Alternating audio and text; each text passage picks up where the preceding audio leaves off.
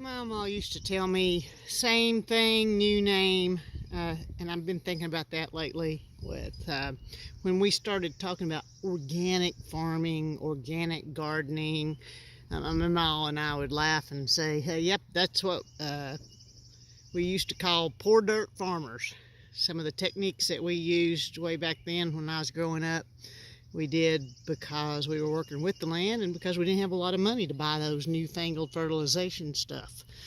So now we're talking about regenerative farming and gardening, and I've been looking that up to see, like, what is that? And some of the practices they say to restore the soil is lay paper, cardboard, something like that down that's been soaked with water, and mulch and compost. Well, that's exactly what we're doing right here for organic gardening.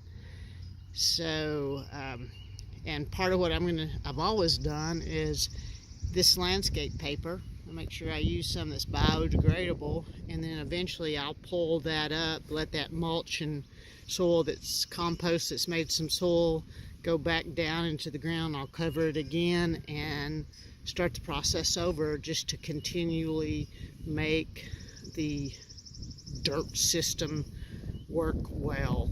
So just sort of fun, same thing, new name. We're going to be playing with regenerative gardening.